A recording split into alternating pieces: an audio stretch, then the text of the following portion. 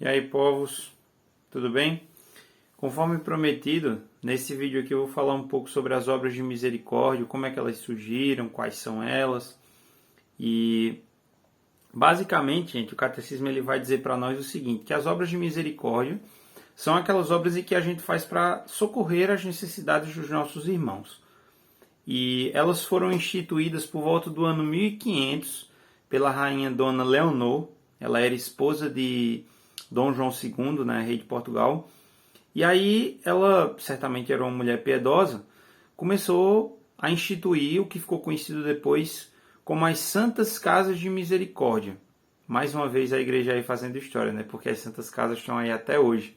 E hoje são hospitais, né? Mas naquela época era como se fosse uma espécie de abrigo, vamos dizer assim, né? Onde a igreja ajudava bastante os pobres e tudo mais. E aí, assim, alguém pode até perguntar, Rodrigo, mas as obras de misericórdia têm alguma base bíblica? Sim, tem várias e várias passagens das Escrituras em que, direta ou indiretamente, é falado, né, das obras de misericórdia. E aí, quais são elas, né? Basicamente, a gente tem dois tipos, as obras de misericórdia corporal e as obras de misericórdia espiritual, cada uma atendendo, como o nome já diz, né, a sua necessidade. As obras de misericórdia corporais, né, além das várias referências bíblicas, basicamente você pode encontrar em duas passagens, né, em dois trechos, na verdade, da Escritura, que é em Mateus 25, onde Jesus fala as primeiras 6, e em Tobias, no capítulo 1, certo? Não vou especificar os versículos, porque é bom você ler lá para entender o contexto e tudo mais, tá certo? Então, Mateus 25 e Tobias, capítulo 1. As obras de misericórdia corporais são as seguintes: dá de comer a quem tem fome, estou olhando a colinha aqui para não errar, dá de beber a quem tem sede, vestir os nus, dar pousada aos peregrinos, assistir aos enfermos, visitar os presos e enterrar os mortos. Essa última aqui se encontra no livro de Tobias, especificamente. As obras de misericórdia espiritual, antes de comentar as corporais, são as seguintes, né?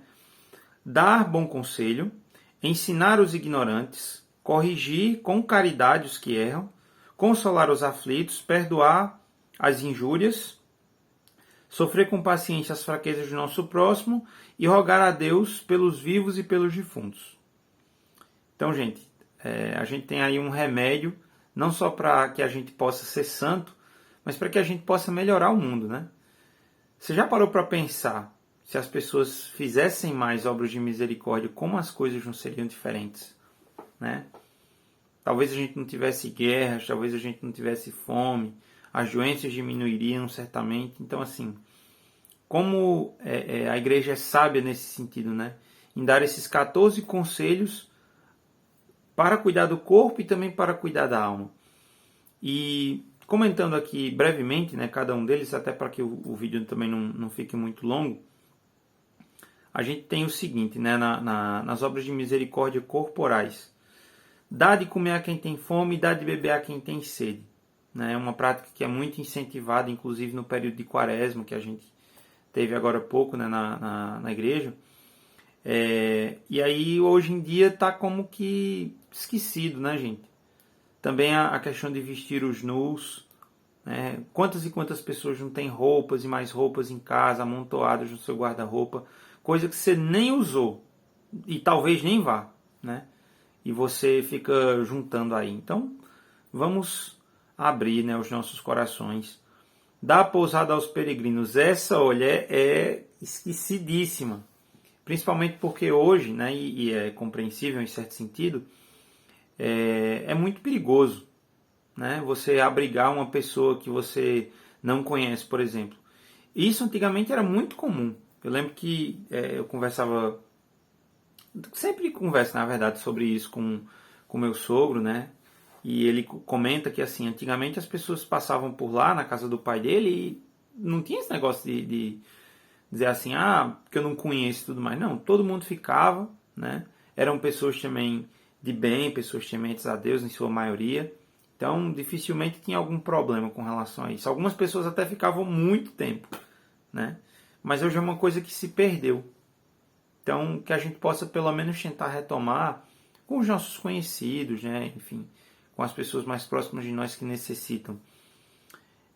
Por fim, a gente tem aqui assistir aos enfermos, visitar os presos e enterrar os mortos, né?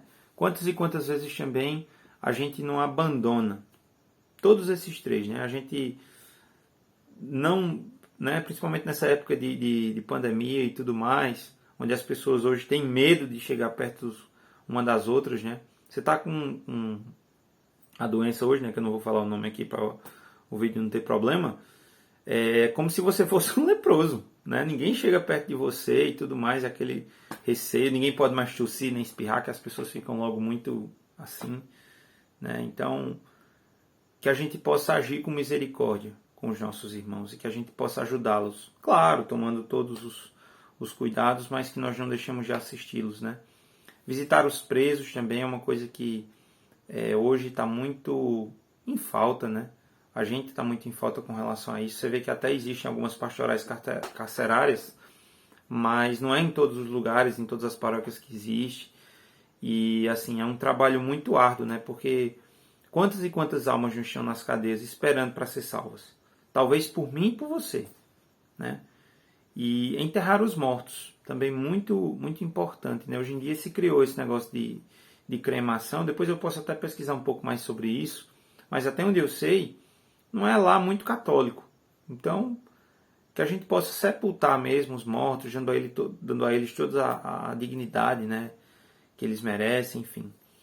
E por fim, gente, comentando brevemente aqui as obras de misericórdia espirituais, né?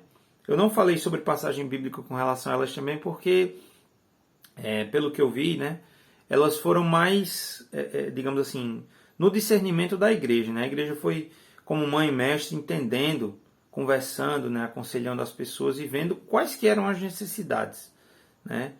Então, de todas elas, eu acho que a mais, digamos assim, difícil é sofrer com paciência as fraquezas do nosso próximo, né? Porque em todas elas, em certo sentido, a gente tem um pouquinho dessa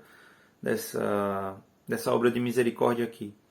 Então que a gente possa pedir ao Senhor, né, a graça da paciência, né, pedir ao Senhor para que a gente possa dar bons conselhos. A gente vê hoje uma juventude tão perdida, né? Crianças às vezes que já estão perdidas, até adultos que não têm um direcionamento, né? Que a gente possa também corrigir os ignorantes, sim, gente, porque hoje criou-se um negócio assim de, não é da minha conta, sabe? Tipo, cada um por si. E não é assim que funciona, né? Nunca foi assim.